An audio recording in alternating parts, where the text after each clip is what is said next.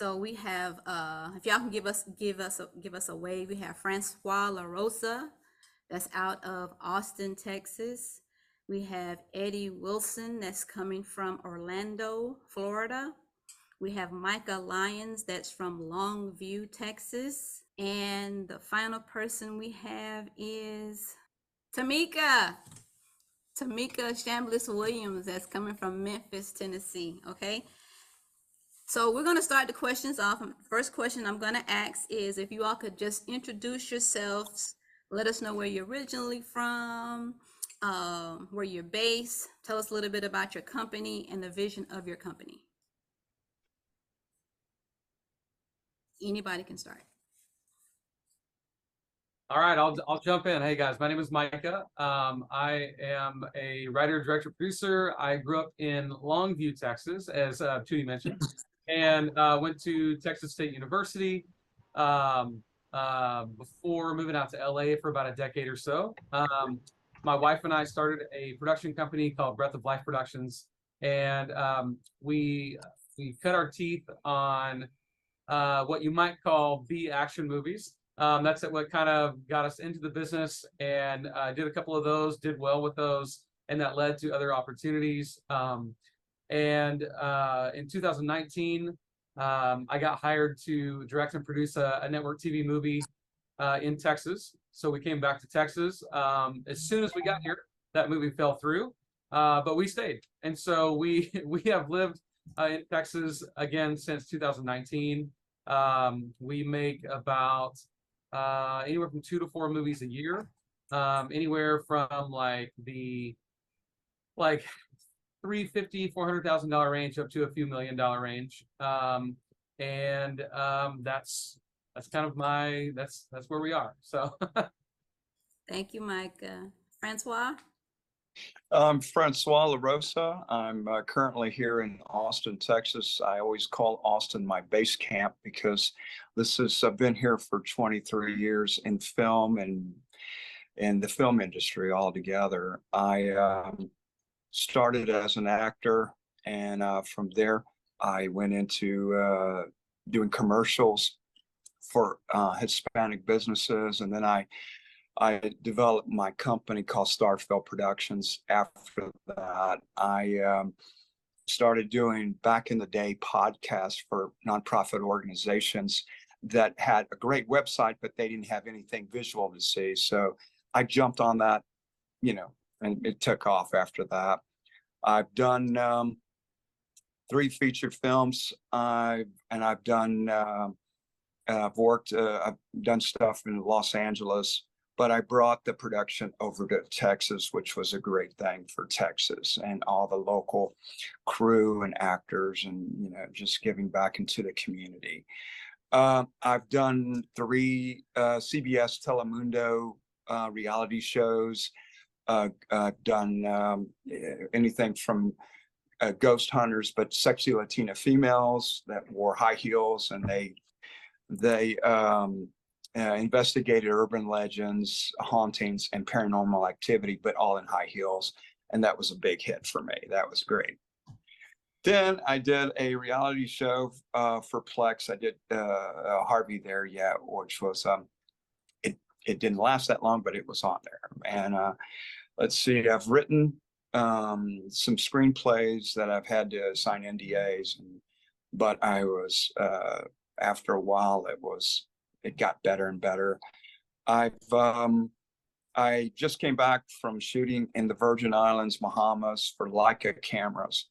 That was a great thing. I've never been to that part of the world, and I just got back from that. I'm currently working on a production right now that I'm writing and pitching for a series that's on, but I call it the Juarez Chronicles. And I've already shot the first stuff down in Mexico. Now I'm just going to get 2 actors in the studio to do some kind of layering over their silhouette bodies, and then add the footage that I shot on top of that. Let's see. I'm known as I've done documentaries. I was in Cannes Film Festival in 2016 with my documentary.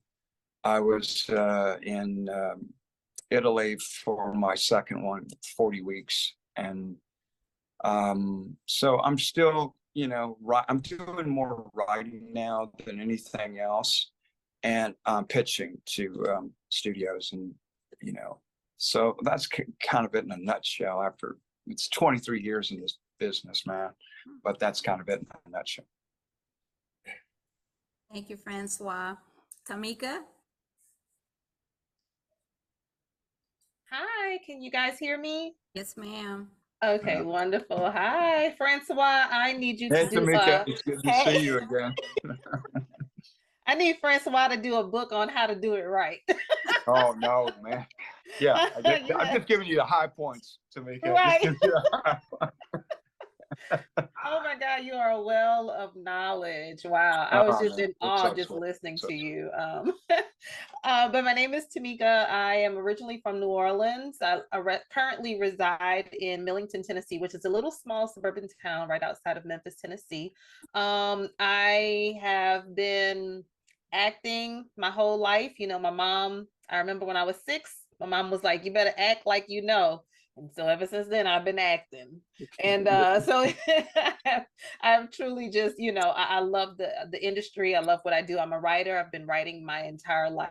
I decided to dabble I started out in community theater. And so that's literally where my DNA, it's embedded in every fiber of my DNA. And from there, still staying within the theater, writing, acting field, I branched out and started doing movies, had no clue of what I was doing. And I was like, you know what? I have an idea, I have a gut feeling, and I started doing it. And the more I did it, the better the better things got. And so in 2021, my short film Timothy won. I actually won Best Actor at Cannes Short 2021. My short film was nominated for Best Short Film. And then 2022, my second short film was also nominated for Best Short Film. And I was nominated for Best Director at Cannes Short. And we've won a ton of international film festivals, national film festivals. And so from there, my series Toxic, which of course COVID came in and just did its little thing, so we had to put that on hold. But we're in the process of going back into that. I just finished directing a full feature film last month, in June, and so that movie will be launching and debuting this December, I believe, or like the opening of the year 2024.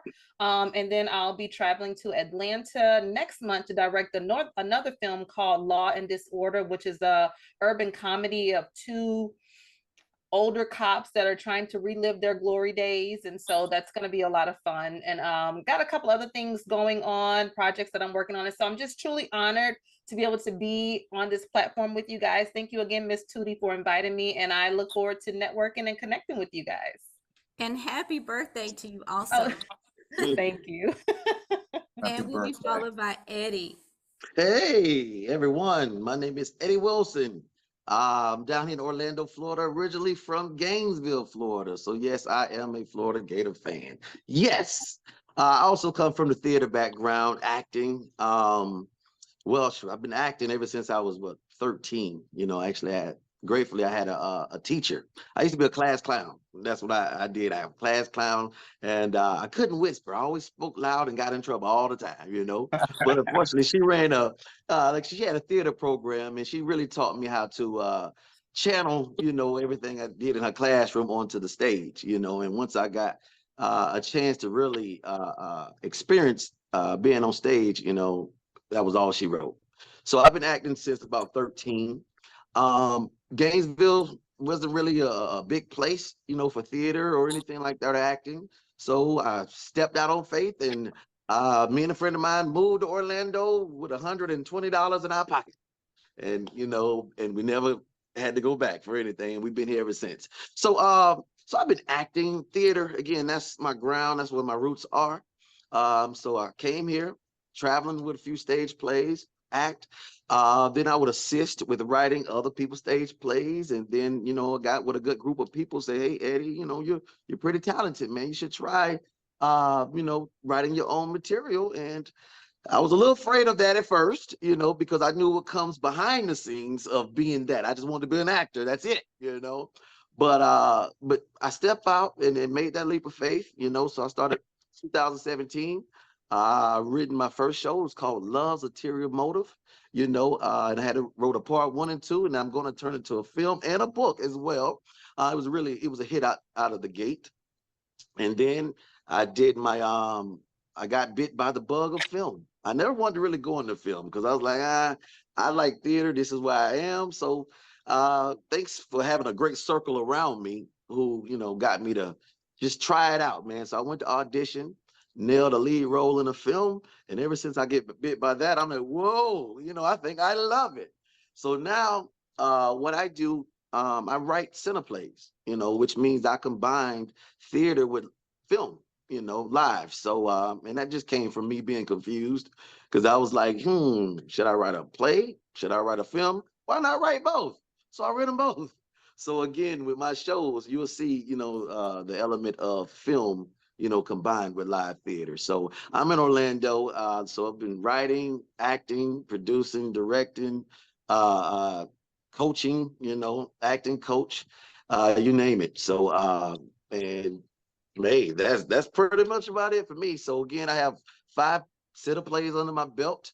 I got a short under my belt as well, which also was nominated for Best Director and Best Film as well at a you know what I'm saying, by the sorry, I'm just missing my words, but again, it was nominated as well. So here, Orlando, like I said, again, we're up and coming, you know, we're up and coming, and we're just blessed, man. It's an opportunity for me to grow in the gift and definitely connect with a lot of you guys as well. So just thank you so much for being a part of it. Thank you all for those introductions. So some of you have already answered the next question, but for those of you that have not, what inspired you to become a director, and have you always wanted to be a director? Anybody? I guess I'll go first. I never really, you know, growing up, I never really thought of directing. I knew I wanted to be on TV. I knew I wanted to have something to do in the industry, but I didn't necessarily ever start out to be a director. I think the thing that was the inspiration for me was I went through breast cancer, and I was like, you know what? If I can make it through breast cancer, honey, I'm gonna do everything that I want to do after this, you know. And so went through that, made it through, thank God, you know. And that was kind of the inspiration behind my push to want to be able to be a part of something that outlasts me, you know, but also to find myself in a space where I can utilize my skills and the things that I've learned, my leadership skills and all that wonderful stuff, to be able to help other people create projects. And so that has been my mission this past year. I'm directing my 4th project this upcoming September. Yeah, this September it'll be my 4th project that I'm directing. And you know, it's just, to me, it's that moment where you realize, I'm actually creating, I'm directing something that has meaning, it has purpose. You know, it has like, yes, sir. Everybody mute their mic. We're getting Shanna and some other people. You're coming in the screen when we're trying to film this, so please mute your mic, everybody, except those who are talking. Sorry to interrupt, but we're trying to video this, and please mute unless you're speaking. Thank you. Sorry, Tymika, had to say that. Yes, sir. No, that's no problem at all. But yeah, so that's, you know, just being able to be a part of something that is life-changing for others and meaningful, you know, and being able to take other people's ideas and just being an instrument to be able to bring their ideas to fruition. And so those are the things that inspired me to start directing. Thank you, Tymika. Anyone else? Oh, go ahead. I'm sorry. Oh, I was just gonna, so I started out as an actor. I in high school didn't know what I was going to do when I grew up, and I certainly was not grown up yet when I went to college. But I got a scholarship to be an actor, and I moved out to LA. You know, I'm fast forwarding some, but I moved out to Los Angeles. I was in some stuff here and there, but never really got that big break I was looking for. And after a couple of years, the business side of me took over, and I was like, I'm not going to wait anymore. I'm just going to go make something. And so, our first movie, in my mind, we were making that film so that I could facilitate my acting career, you know? However, because we had very little money to make it with, I, out of necessity, became the co-director and the writer and one of the producers and the PA and the food and the everything, you know what I mean? Costumes, everything. I mean, look, I got wardrobe right here next to me. So through making that movie, and doing and directing out of necessity, it opened my eyes to something that I thought, well, maybe one day I'll try that in 20 years after I've, you know, had this illustrious acting career. And then we sat in the editing bay and we started editing the movie, and I started to see how the actors were so manipulated, how we would take a moment from different takes, even a different scene where they're standing outside because they gave a look that we really wanted. And we're like, hey, it's just sky behind them. Let's use it. They're in the same outfit, you know, and we would move that over into a whole other scene to create a performance that wasn't actually what some of the actors gave us on the day.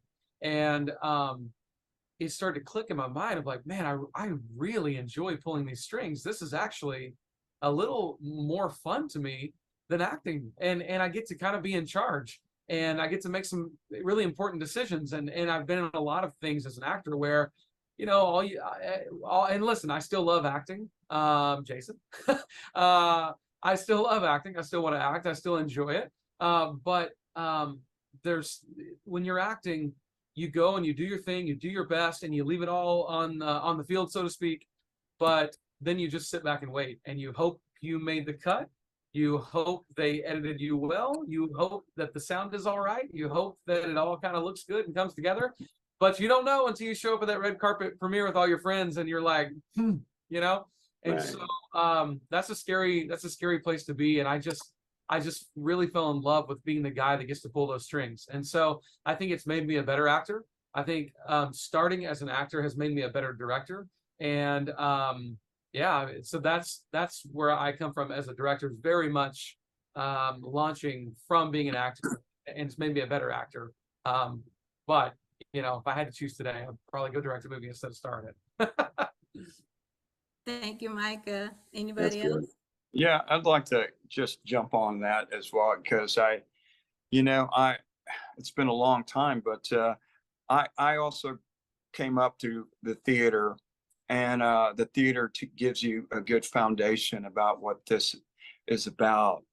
For me, I was in college, and the advisor says, well, Francois, you can take theater or basket weaving. And I thought I'd be a better doing something in theater than basket weaving. I decided to go ahead and do that. And I got to see how the acting part worked more than anything else, and how it came about with costumes and what the crew was doing. But it wasn't until way later in life that I was wanting to be an actor in 2000. And I got on some sets with Robert Rodriguez, which was a great classroom. I got to work on a couple of projects with him, and I saw how everything worked studio-wise. And so that was my classroom. You know, I did an internship there with on a couple of projects. I won't name them all, but I did some projects for him, and I really enjoyed it. And it gave me the knowledge to kind of branch off on my own. I was doing commercials and podcasts, but to do a featured film, I didn't do short. I was already writing a featured film, and I did a storyboard, which was absolutely terrible, but it took up my entire apartment. And I think one of the actors came over, and I pointed down to the floor by the trim. I said, look, this is you, man. You're going to be doing this, and we're going to be out in the ranch, and you're going to do this. And I think he might have thought I was absolutely crazy. But 4 months later, we were at that ranch and we were shooting that scene, and he came up to me and said, I'll never doubt you again. I said, it's okay, man. But I think through all the years of, I'm still learning to this day, the different techniques. I'll hear Tymika and, Mike, and I'll listen to how, for me, it wasn't like a solid book that I could just go to and say, hey, yeah, okay, I need to do this. It's almost as, just learn by doing and learn by how others did it. And so that was that added to my tool belt on how to direct.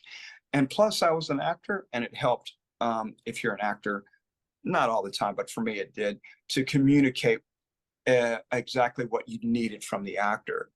And I thought out of everything I've learned is the most important thing is to listen, and so to what they were wanting to interpret in the character, or what the producers wanted from you.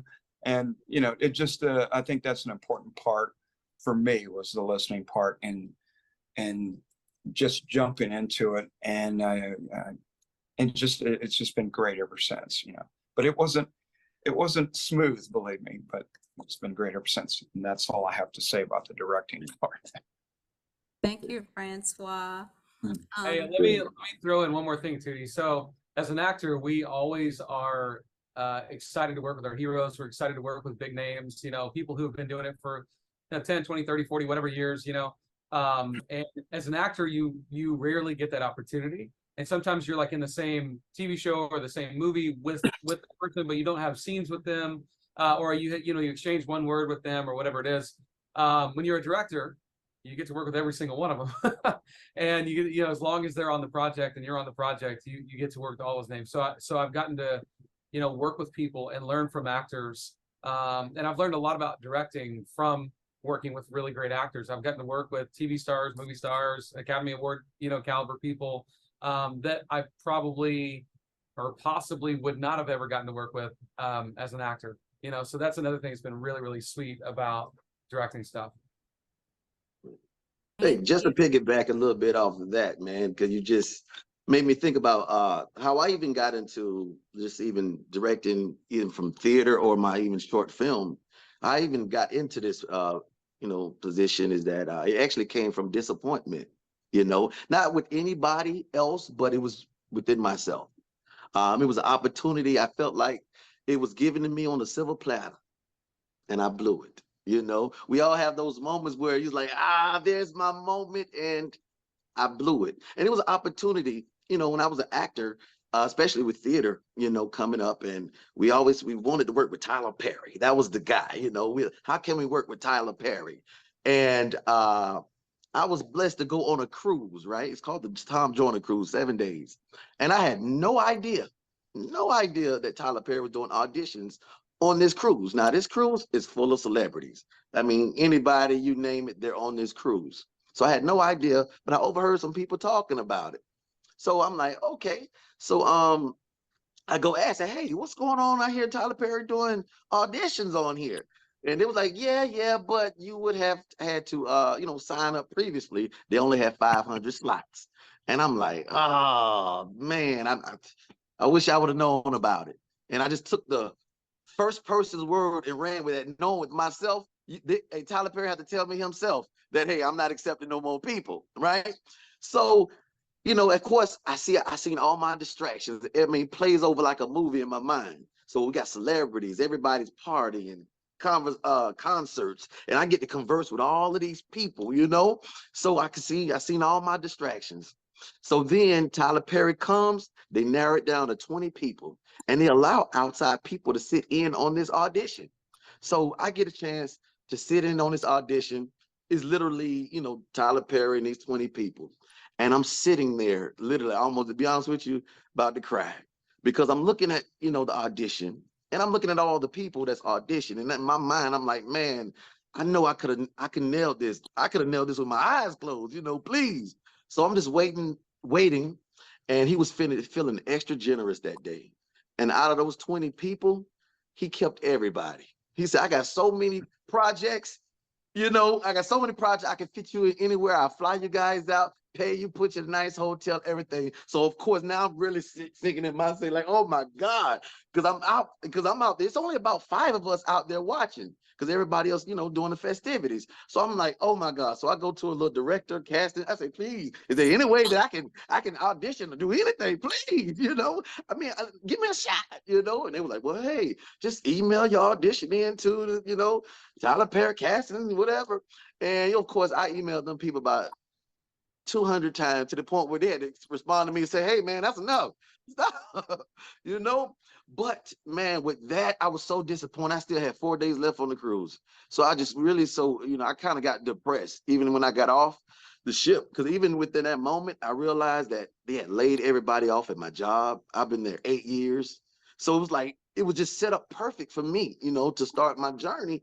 And so I came home depressed, and I kind of went through a little depression for the next 2 years until I got to the point where I stepped out on faith. And, you know, I said, I'm going to, you know, create my own masterpiece. You know, I'm going to go ahead and paint on my own canvas, you know, and that way, whatever, you know, whatever I want to make myself, I can do it in my writing, you know. So I went and did that, and I stepped out on faith, and that's what got me into writing, directing, you know, and producing my own stuff.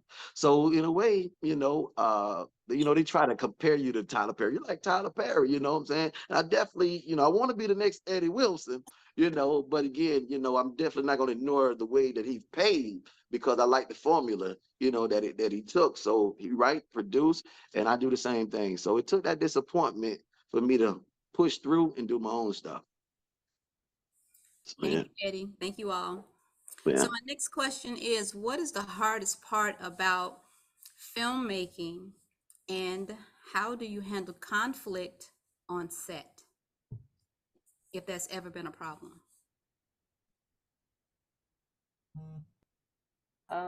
Okay, I guess I'll go first. I had a chance to meet a guy by the name of Eddie Gamara, and he is vice president of Nickelodeon, I think. And having a conversation, and he said, if you want to lose money, go and film. And when he told me this, I had already started filming. So I think the biggest challenge, specifically for those of us that are, you know, indie filmmakers just starting out, you know, finances is probably the biggest challenge, because it's difficult to be able to pitch your idea to people that don't see it. And if you're like me, I have 3 kids, I got a husband, businesses, you know, a lot of times the money is just not readily available. And so for me, that probably has been one of the biggest challenges. Thankfully, I've been able to, you know, have sponsors to come in and really, you know, help foot the bill, and, you know, because filming is not cheap, you know, because you want to make sure you have good cameras, audio, lighting, you know, it's so many elements that go into creating a classic film, you know. And so funding is definitely one of the biggest challenges for indie filmmakers. But listen, honey, we will make it happen one way or the other. We got to film on our cell phones, okay? You got a good Android or a good iPhone, we gonna make it happen one way or the other. But you know, that definitely is a challenge. Just, you know, because when you have this idea for filming, you know, you don't want to create something that's slaw. You know, you go into it, oh, I want to film from the mountains, and I want to film in the middle of the ocean, and then you realize your camera's not waterproof, baby. You know, so now you have to go and buy equipment, and you know, so it's so many different things that go into it. So for me, that probably has been the biggest challenge for filming. And what was the second question, Miss Tootie? How do you handle conflict on set? I don't. I just listen. I do not deal with conflict. So let me lead with saying this. I have training in conflict resolution, so I know how to handle conflict. But I think that when you are on set and you're trying to create a masterpiece, sometimes you just have to let people go. And I think it's so important that as a director, writer, producer, that you build your team prior to getting on set. You're holding conversations, you're holding rehearsals, because most time in auditions, you meet people's representative, but the more you're around them, the more that you're rehearsing with them, the real version of them will come out. And then you can determine whether or not, they fit the team, or there's some type of cohesiveness. Because anytime you go into a project where there are people and you have one person that comes in with drama, that energy will linger. And that's one thing you do not want as a director, is to have negative energy lingering on set. And so I think for me, it's been very important for me to make sure that before we even, 2-3 months out, listen, we're going to go sit down, we're doing table reads, we're having rehearsals, whatever it is, so that I can understand if you fit the team. Because if you don't fit the team, listen, I love you, but you're gonna have to go somewhere else. This is not the space for you, honey. So yes. Thank you, Tymika. Anyone else? I think she touched on the points of filmmakers. I think the financing is something that it still is for me, even though I know people that will come to me and they have the funding for a project, and I listen to what their goals are and what they want to do, and then we talk about the numbers. I've learned that when I first started, things were a lot easier. I could budget myself, everything was great. But as you continue down this path, you move up and the amount gets higher and higher. And when it gets to the $1 million mark, you have the producers, not one, but two, right behind you all the time. And then they fly out the CFO to make sure the numbers are great. And,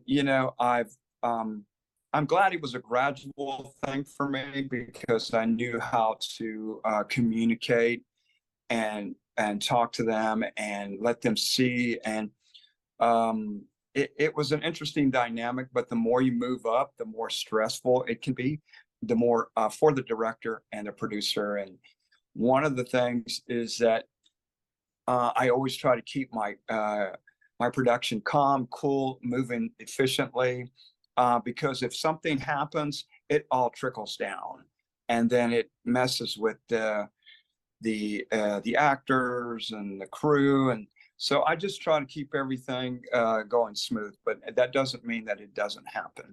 But I'm very professional about it. I think we can discuss these things later, or I'll just say, because I've been interrupted while we're doing it with producers before, and they're the people with the money, so I have to stop and listen and talk to them. And then I say, these are some fine points. Let's sit down and let's discuss it after this shoot. And then that way we'll be all on the same page. So there's different, I think, conflict resolution, like Tymika said, is a good thing to know, or either you're going to learn it, one or the other. But yeah, that's how I just wanted to add to that.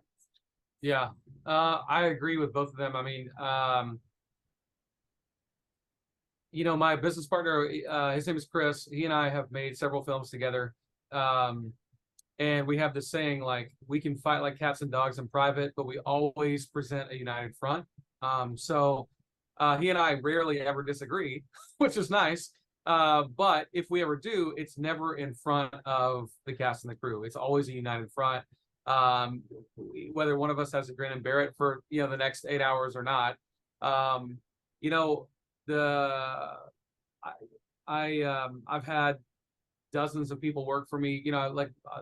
One movie ago, I think we had a crew of about 20 or 25. Movie before that, we had a crew of about 50 people. And it seems like anytime you get above that 20 crew member mark, you always end up firing at least one person. Like, one person doesn't make it all the way through the run of the show, and at least one. And I agree with Tymika. You have to kind of cut it down at the root pretty quickly, because one bad apple does ruin the whole barrel pretty quickly. And so If you're having issues, it's always united front. And then you're dealing with people behind the scenes. It's always in respect. It's always in love. It's always in camaraderie and trying to bring that person around.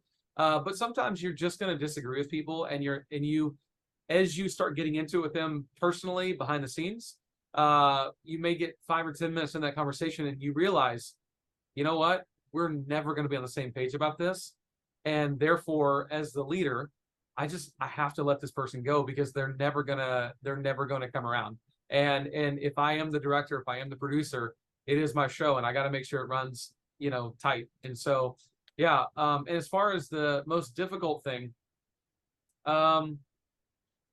honestly, for me, it has. I may be rare in saying this, but it has not been the financing. I've been really blessed. I actually teach a producing class, which with a kind of a heavy slant towards raising funds and how to do it. I've raised, millions of dollars for a lot of different movies. And I tell people all the time, even like when I teach producing, I teach that raising money is actually the easiest thing in the world. If you're getting a lot of no's, you're either doing it wrong or you just haven't gotten to the right person yet. Because every single time someone writes a big fat, 6-figure check or whatever, $500,000, whatever it is, it seems to me that it's always very simple and very easy. And it's like, we talk about it, we go to lunch. By the end of lunch, they stand up, they shake my hand, and the check is in my hand the next day, or it's wired to the account or whatever it is. And a lot of times, if you are chasing someone down and you've been trying to raise money with them for 3 months and they're kind of like half in, half out, let me help you out. That person's not going to invest. I mean, it's very, it could happen, but it's pretty rare. A lot of times they just want to be in the conversation because it feels good when they come home from their daily job at the bank or wherever else they work, the hospital or whatever. It feels good to be in that conversation. It's sexy to talk about movies, and it's a side thing they can talk about with their friends or whatever. But they really deep down have no intention of actually writing that check or wiring that money. So if you're chasing them for 2, 3, 4, 5, 6 weeks, 2 months, 3 months, 4 months, let them go. And the quick advice on that is go find it somewhere else, make the movie, be successful, and then shoot them an email and say, hey, I just want to thank you so much for your time on that last movie. By the way, just a quick update. We did go ahead and make it. We got the money, from whatever. And I'm excited to share this news with you. It did really well. In fact, here's what our investors, made back just off of the initial, licensing of the movie. By the way, we have another one coming up. I'd love to have you in on this one if you're interested, and let them see the proof in the pudding. And then if they're not coming back that time, they're never coming, So yeah, that's the hardest part for me is probably this. I feel like my job, when making multiple films a year, you start as a producer and a director, you start to feel like an air traffic controller. My job is to tell the planes when to come in for landing. And right now I've got 10 planes, and planes equal like movies or projects, right? And they're just circling in the air. And some are little Cessnas, they're little, $300,000 budget movies or whatever. Some are, 747s, and one of them may have 10% financing in place. Another one may have 50%. One of them may have cast attached that's meaningful or whatever. And I'm just waiting for the moment to call them down, say, come in for landing, baby. It's time to make this movie. And not crashing those together and not having them land on top of each other at the same time is pretty difficult. And so you're raising money, if you have let's say you have a $2 million budget and you go out and you raise $500,000 today. Well, you still need a lot more money, right? But then you have this other smaller movie that comes along and you now have 90% of that budget, and you can pretty much start, casting and start kind of going to camera on that movie. And maybe you're doing one pre-sale or whatever. And so you're trying to manage all this air traffic controlling. And that, for me, we're in a stage where we are not quite big enough to grow to that point where we're doing all those at the same time, but we need to. And so we're struggling in that area. So for me, that is the most difficult part. Okay. Thank you. So I know we have a lot of great and phenomenal actors waiting to ask these questions. So we're going to open it up for Q&A. So if you have a question to ask these award-winning directors, hit that reaction button and raise your hand so we can stay in order. If not, I'll keep asking questions.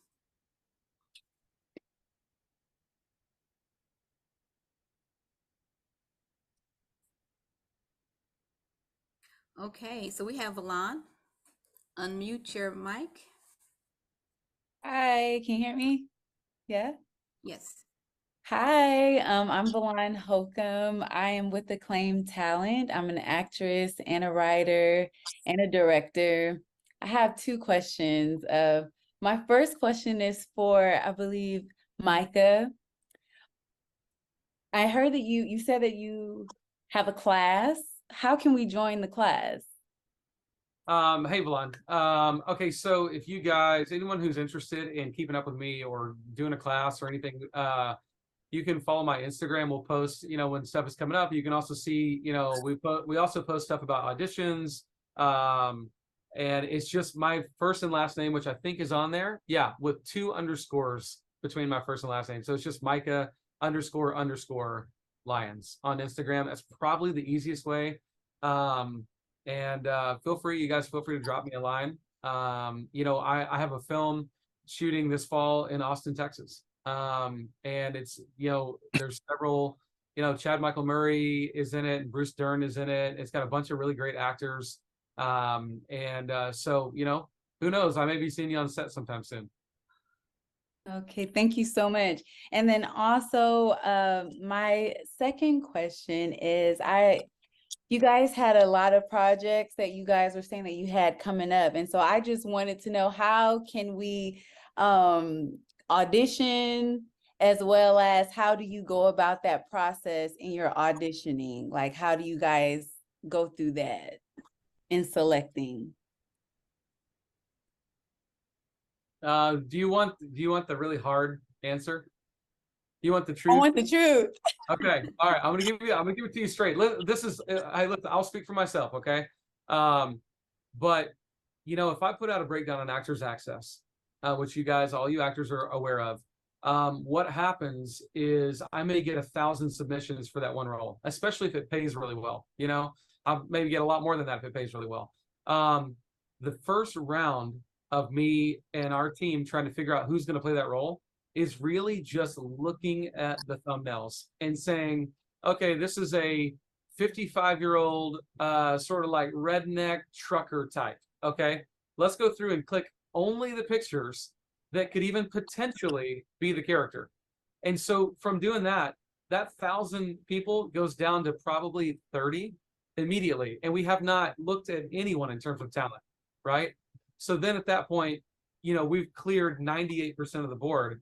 And then we start with that, all the ones that look right, and we start to watch the reels. And usually in a reel, you can tell within 10 seconds if someone is going to be right for the project, or if they have the right amount of experience, if they know what they're doing, all that kind of stuff. Also, side note advice for all the actors. I think Jason would agree with me on this, is when you upload your stuff on Actors Access, upload clips of you playing different characters in not like a 3 or 4 minute reel, because if the scene where you play like the redneck trucker type is not until the 3rd minute of your reel, we're probably never going to get there. But if you have a clip that's like, this is my redneck trucker clip, then we're going to click on that clip right away. Oh, perfect, here we go. And then we can tell right away if you're right or not right for that role. And so that's really how that happens a lot of times in terms of narrowing down. Now, in terms of finding out about us,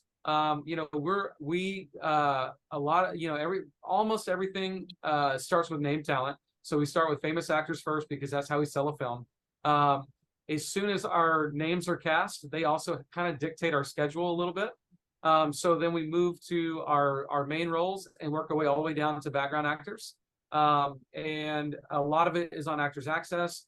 We reach out to agents like Jason, and some agents in LA, depending on what we're looking for, and just go from there. So the best way to keep up is like I said, just follow the Instagram.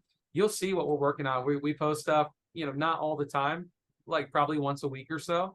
And sometimes it's me and my kids at the lake, and sometimes it's we're about to start shooting a movie and we're going to cast soon, so be on the lookout, that kind of stuff. So, you know, like I said, we do two, 3, 4 movies a year, depending on the year. And so if you just stay connected with us. Also, one more thing, sorry, I know I'm talking a lot, but it is also a lot about connection. And if you've been acting for a while, you know that building a rapport with a casting director is so important, because sometimes, you know, you're going to get called in for stuff directly by the casting director, because even though you weren't right for the last 10 things they saw you for, they really just like you and they know your look and they know you by now.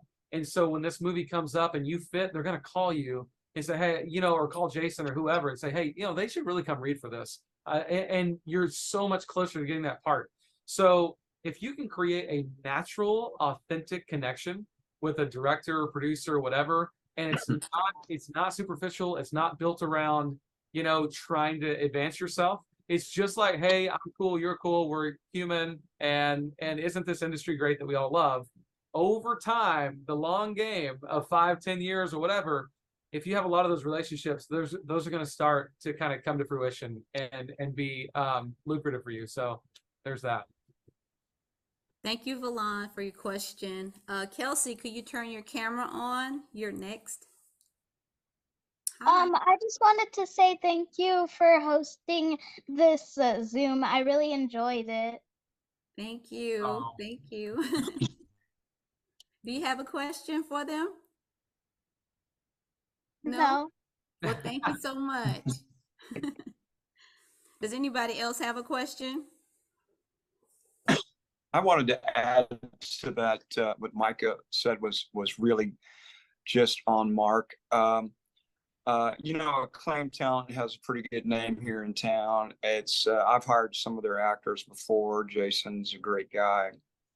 I think even though, you know, when I was acting, this is just some tidbits. Even though you have an agent, you still have to manage your career. You still have to hustle and go out and see what's out there. You know, there's many sites on Facebook, or, you know, I think Micah said Austin Access, you know, and, you know, everybody's hustling to get a role. So I think you need to manage yourself too. You can't just sit back and, you know, wait for it to come. You know, there's, I think that's one of the key things, is that even though when I was an actor and I had an agent, I would definitely have to manage it, you know, and just work at it and see what was happening, you know. And even though you get maybe you might get something where they're shooting a short film, I think you just jumping in, getting into a short film is great, because it, you know, just like weightlifters go in the gym to lift weights, you know, you've got to go to acting class. You know, I used to go to Marco Perella to work out my acting chops. I think you still need to kind of work at that. And if you get like a short film that's not paying anything, I mean, you're working out your acting chops. You know, that's something you've not done. You know, I'm not saying to do that all the time, but I'm just giving you some options. And I think in this industry, you need options, and that's all I have to say about that.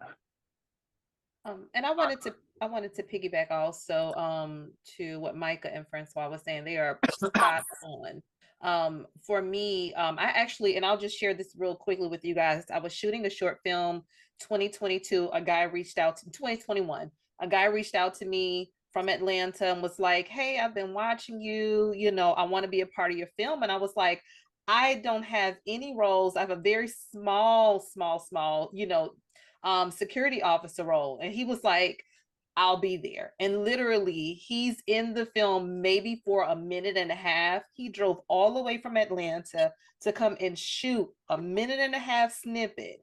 And the film that I'm getting ready to film, I mean, the film that I'm directing in September of next month, he has the lead role of that film.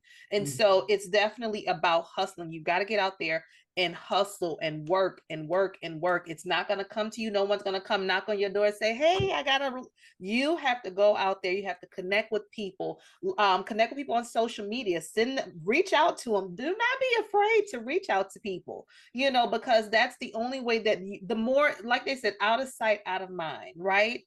So the more they see you, the more you're visible, the more that you're having visual opportunities. I'm sorry, visual pieces on social media. Post your reels, post your pictures, make yourself visible. Because as long as they see you, they may not have nothing now. Like Micah said, it may be 5 years, it may be 10 years from now, but just continue to grind, be about your hustle and get it done. Amen. Thank you, Tymika. Catherine, you have a question? Well, sure. I just want to thank all of you for having this tonight. And I wanted to also mention that if Michael, you're doing a film with some named people, I'm guessing you're doing the interim agreement. And I want to thank you for that as a member of SAG-AFTRA. You know, we appreciate those who are standing with us and working with us on that. And so thank you. Are you related? I mean, is Chris Lyons that you're talking about from Shreveport the one that does? No, there's No, a Chris Lyons. I actually have a cousin named Chris Lyons, but he is a like 100% surfer dude, lives in Southern California, not at all involved in the film industry whatsoever. Now, there's a Chris Lyons who's a co-director of the Louisiana Film Prize here in Shreveport. And I didn't even know anyway, that. yeah, I was like small world because you're Longview. That's pretty close. to Pretty close, Shreveport. 45 minutes. Yeah, 45 Yeah. minutes. That's really close.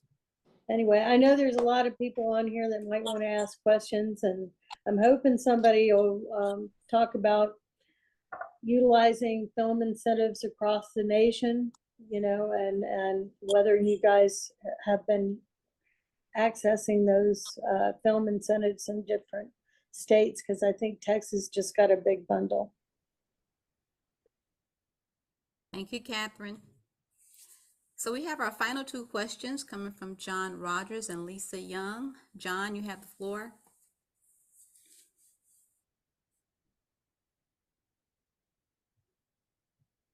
There we go. Sorry.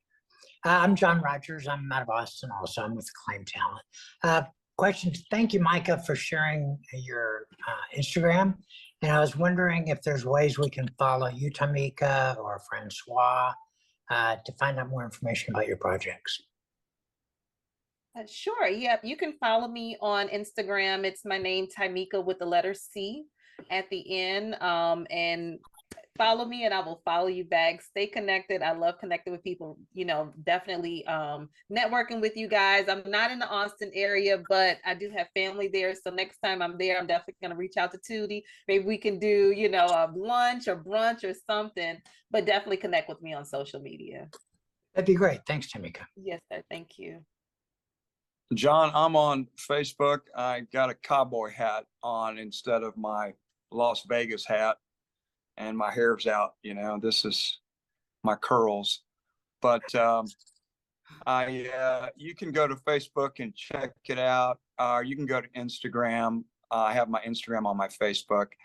And, you know, everybody that's on tonight can just go to that. And usually I utilize Facebook only for projects that are coming up, or, you know, heads up, or finished projects or behind the scenes. Instagram is the same way too. I've got some of the recent photos of my trip shooting overseas. But yeah, just touch base with me, you know, on that aspect. Okay. Super. Thank you, guys. Eddie, could you share your social media also, Instagram, Facebook? Oh yes, Facebook, Eddie Wilson, or Eddie J Wilson, and Instagram is EJ Wilson 352. And there you'll see a lot of my projects, upcoming projects, auditions, you know, even my reels itself. So yes, that's how you can contact me. And I want to get my email out as well, because a lot of people want to send me their reels in the email as well. That would be ejwilsonproductions@gmail.com. Thank you, Eddie. Thank you. And our last question is coming from Lisa Young. Hello, everyone. Again, I want to thank you, Tootie, for having all these very accomplished writers, actors, directors on this platform. So I appreciate you sharing your knowledge. So I'm here in the Texas area as well, just 20 minutes outside of Fort Cavazos. So coming from theater and wanting to go into more film or maybe even some commercials, I want to feel, what do you feel like was the best part for you? What do you like most? Because I know y'all started out as actors, now you're writers, directors. What's your main hat that you like to put on? For me, writing. I write it's not a day that goes by where I'm not writing something. So writing is, I create my own universe, create my own characters. I shameless plug, Jesus. I actually teach script writing. So I have students that I teach them how to write scripts, how to pitch their scripts and all that kind of stuff. But writing is me. That is all that I am. And from there, I've been able to, become a playwright, director, movie producer, all that kind of stuff. But writing is top number one for me. Okay. I like writing as well too. I'm gonna do my shameless plug too, just following up with Tymika. This is my new book, Angel Beast, and it's doing pretty good right now. It's my third book, but I do like writing. My forte, I think directing comes easy for me. I think that's my forte. That's where I made my money at. And I enjoy it, but lately it's been writing.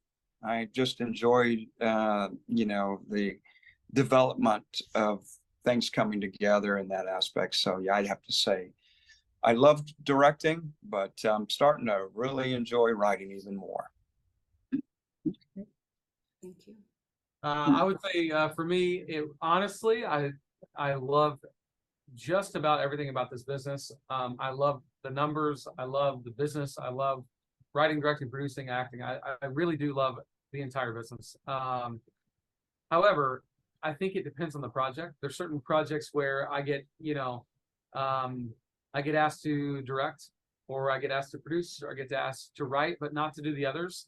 And I'm either interested or not interested based off of the project itself. One thing I'm trying to do a little bit less of is a little bit less of all three, because you get spread so thin that can inhibit one area. A common thing that happens a lot for a director, if you're also producing, is that you end up producing all the way up into day one of production, and you haven't really prepped as a director, because if there weren't porta potties, you couldn't shoot the movie. You know what I mean? And so you had to get the porta potties and the trailers and so it's like, what? I don't have time to do a shot list. I gotta order pizza. I gotta, whatever it is. You know what I mean? And so, yeah. So trying to do a little bit less and be more focused and yeah, it just depends on the project. Okay. So my final question for the directors is, if you all would be so kind to share your information in the chat on how an actor or someone that works in crew can submit to you their headshot or resume. If you all could be so kind to do that, if you'd like to share it. But then I would like each of you to give some advice or some encouraging words for anybody that would like to be in film or theater. For me, it's just going to be like, again, it's more of a personal connection than it is, to be totally honest. If I get an email from an actor that's random that I don't know, I usually just delete it right away, because there could be like a rare scenario where I need an exact type and I can't find them, and that person emails me that day and their headshot pops up in my email and I'm like, whoa, they're exactly what I'm looking for. Let me see if they can act, and click on the reel. You know what I mean? But the odds of that happening, it's kind of like the lottery. It's much better for that same person to just follow me on Instagram, check in every now and then. If I see you at a film fest, if I see it South by Southwest, say hey, don't underestimate the power of buying someone a coffee and saying, hey, you know, like, I'm a big fan. Go look up their IMDb and see what the heck they've done, and then be like, hey, I'm a big fan. You know, can I buy you a coffee and pick your brain? And it's like, if you can get 5 minutes with somebody, that might be, again, the reason why they remember you and pull you back in for a project. Also, what Tymika said about the guy who drove forever to be in the film for 1 minute, that there's no better advice. Like, unless you're Brad Pitt or whoever, show up and be the most memorized, the most hardest working, the nicest, the most out of the way. You know, you're not asking 1,000 questions. You're not like right next to the director behind the camera. You know, like you show up. You're incredibly cordial. You do your job and you go home. And man, let me tell you, like of all the films that we've made, I've used a lot of the same actors over and over and over. And then there's been a lot of other actors who I've worked with them one time, and I swore, come hell or high water, I would never ever work with them again. And so, yeah, hope that helps. Yes, thank you so much. Anyone else? Francois, Eddie? Yeah, I'd say, you know, if you're just starting out, you definitely need to work on your craft. If it's acting, you need to get with a acting coach. I think if you're in the Austin area, definitely there's a good couple of acting coaches here, and they're very reasonable compared to Los Angeles, believe me. I think that that's the first thing. Maybe get into some theater or short films. I think that's something that kind of, you're testing the waters to see if you want to continue down this path. If you're wanting to get into crew, you know, you're needing to get connected with different websites on Facebook that have productions going on, and they're needing people. I think that's another thing.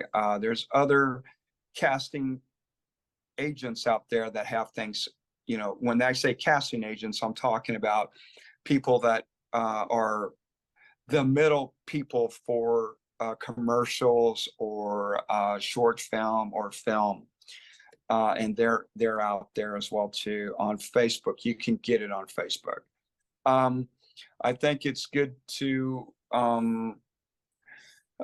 let's see, as if it's directing, you're going to, I think, you know, I think you're going to need to maybe start working on doing real short films, getting it out there, you know, get a hold of a good camera or get somebody that has a camera, which is a lot better, and just work together. I think Micah mentioned, you know, people that he came up with and that he's working with. I think these are the most important thing in this business is connections.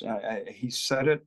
And I mean, with all of us on the panel today, believe in the power of connections, because that's what it takes, you know. And if it, you know, I went, I did acting for 8 years, and that was okay. I learned a lot of different things in those 8 years. But then when I started to branch out on my own and start my own company in 2008, I got to talk to people that were above me, and I learned and I picked up a lot of knowledge from that. You know, I was fortunate to be around some very well-known directors, and I got to pick their brains. Some of them didn't give me the time of day, but the ones they did were like iconic, and they still are to this day. And I was very blessed and fortunate that because of timing and consistency in this business, it's paid off for me. It's a tough business. I'm not going to lie to you. You know, I just recently, last week, somebody just quit Apple. His wife told me that he quit Apple and he was going to be a filmmaker. And she says, is there any advice that you could give me? And I said, yes. And she says, what is it, Francois? I said, tell him not to quit his day job. And so, well, that's, you know, that's the only thing I've got to say. I need to be quiet. Thank you, Francois. You Eddie? bet, you bet. So, I mean, overall, I mean, like I say, I definitely agree with everything everybody else said. And in this business, I mean, if you're passionate about it, you know, definitely sacrifice is going to have to be made, you know. So again, take the time to, you know, polish your craft, whether it's acting classes or even just study film and study movies that you watch just on Netflix. Find some way to kind of polish your craft. And then don't be afraid to, you know, if you can't get into a film, don't be afraid to create your own opportunities, you know, because that's definitely my story. You know, if you can't get into a film, don't be afraid to create your own opportunities. Keep putting yourself out there, be consistent, because somebody's always watching. And I've learned that somebody's watching when even you don't think nobody's watching. Somebody's watching. And, you know, the biggest enemy is self-doubt, you know. So don't talk yourself, you know, out of your vision, your dream, you know, because again, it just may pay off. It may not be now, may not be a year from now, but somebody's watching and eventually it'll pay off. Just stay consistent. Thank you, Yeah, Eddie. let me piggyback on Eddie real quick. Eddie, I agree totally, man. And you know what I think that all of us directors tonight have in common is that we probably tried, fell on our face, got up, tried again, fell on our face. Some things worked, a lot of things didn't, failed, got up, win again, win again, win again, win again. And we are, all of us now are incredibly blessed to live in a technological era in which you really have the ability to turn your phone around and film yourself and become famous online. You know what I mean? You cannot let anything get in the way of you building your career. But that being said, let us all be the first four to tell you that, you know, it's incredibly difficult. And just because you have a really big success last year doesn't mean this year will amount to anything. It may be another 3 years before you have a success that big or bigger again. And we're here because we love what we do. You know, we love, you know, what Francois said, we love the connection, we love the business, we love the industry. So yeah, you cannot sit back and hope that that phone rings. You got to get out there, whether you're an actor, director, producer, whatever. And even if you're making it on a cell phone, go make something. And if it's good, go show some people. If it's not, burn it and go make something else. Tymika. Yes, ma'am. And so I just have two things. The first thing is for those that are looking to get into like movies from director standpoint. Martin Scorsese said, "I did not go to film school. I went to films." And so you definitely want to go and watch films, like start studying them. I normally watch a film at least 2 or 3 times. The first time I watch it for entertainment, the second and third time I'm watching it for study purposes. And so you definitely want to take the time and really be intentional about studying films.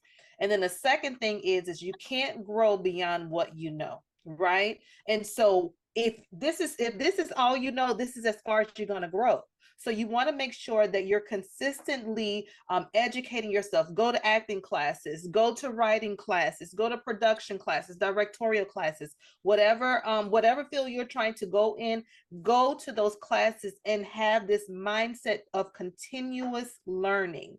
Because as the industry is growing, your knowledge of the industry needs to grow as well. Because what we did 10 years ago is not what we're going to do in 2 years. And so you want to make sure that you're always right there, wherever the industry is. Have notifications on your phone when MSNBC or Apple or every company that has these technological LLMs, large language models, Chat GPT, whatever. Make sure that you stay in the know and you're consistently placing yourself in spaces to learn. Because as long as you're developing the mindset of learning, you can definitely grow in this industry.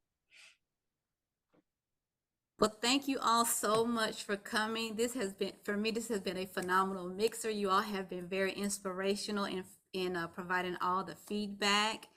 Denise, do you have any final words that you'd like to say? Thank you again. Just like Tootie said, this has been really great. Just hearing you talk. I mean, from my standpoint as agent's wife, actor, producer, writer, director too, great stuff. Thank you very much. Thank you, guys. Thank you, guys. Gary? Thank you, Tootie, and thank all of you guys. So thank you, speakers. Thank you, Tootie. Love y'all for your support and help. Yeah, and we really hope you guys come back again because I have more questions. And everybody, our next mixer will be next month, every second Wednesday at 7 o'clock. So thank you guys for coming.